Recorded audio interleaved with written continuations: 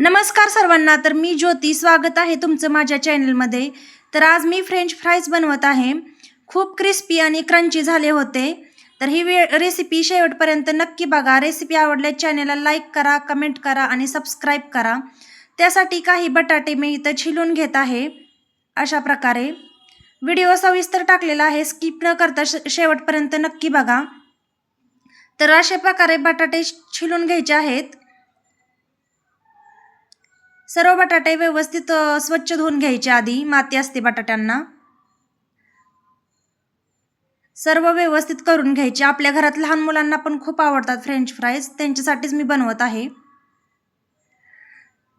तर सर्व असं स्वच्छ करून घ्यायचं। तर नक्कीच बनवून पहा।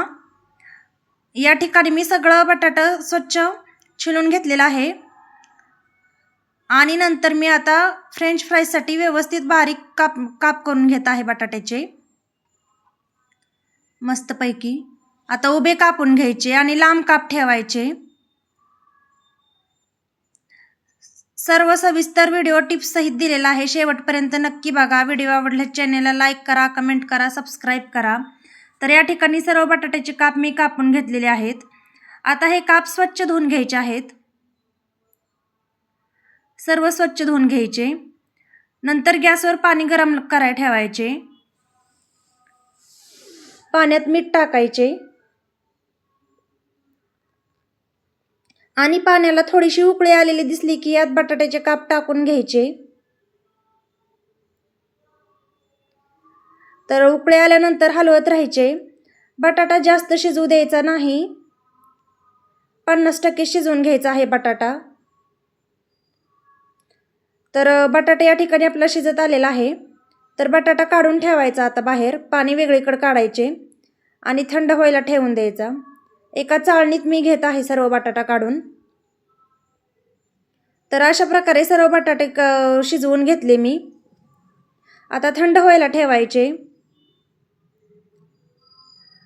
नंतर त्यावर टाकायचे कॉर्नफ्लॉवर। हे सर्व मिक्स करून घ्यायचे। सर्व बटाट्याला लागले पाहिजे अशा प्रकारे लावून घ्यायचे। याने खूपच क्रिस्पी आणि क्रंची बनतात, चिवट लागत नाहीत आणि बनत पण नाहीत। कढईत तेल गरम करायला ठेवायचे। कढईत तेल गरम करायला ठेवायचे आणि तेल गरम झाल्यानंतर आपल्याला बटाटे सर्व तळून घ्यायचे आहेत। तर या ठिकाणी मी एक टाकून बघितलं आहे, तेल गरम झालेलं आहे। आता मी दुसरे पण टाकत आहे। अशा प्रकारे सर्व आपल्याला तळून घ्यायचं आहे। तर सर्व बटाट्यात टाकून घ्यायचे।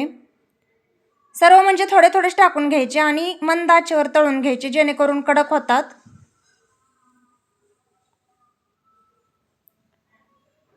तर अशा प्रकारे तळून घ्यायचं आहे। तर या ठिकाणी आपले बटाटे तळत आलेले आहेत। लालसर होईपर्यंत तळून घ्यायचे। आता तळून झालेले आहेत। या ठिकाणी मी दुसरे राहिलेले टाकून घेत आहे। मंद आचेवर तळायचे म्हणजे कडक होतात, क्रिस्पी क्रंची होतात। तर हे पण तळत आलेले आहेत। ह्याला पण लालसर कलर येस्तोवर तळून घ्यायचे। मस्त तळलेले आहेत बघा, किती छान बनलेले आहेत। मस्त फ्रेंच फ्राईज तयार होतात। तर अशा प्रकारे फ्रेंच फ्राईज सर्व तळून घ्यायचे। गॅसची फ्लेम अजिबात वाढवायची नाही, चिवट होऊ शकतात पटकन तळतात। मग अशा प्रकारे मंद आचेवर ठेवले की कडक तळतात। तर हे सर्व ताटात काढून घ्यायचे, सॉस सोबत सर्व करायचे। तर किती मस्त बनलेले आहेत बघा। ह्याला मी तिखट लावलेलं आहे। तिखट लावून छान तळून घेतलेलं आहे। तर या ठिकाणी आपले फ्रेंच फ्राईज तयार झालेले आहेत। धन्यवाद।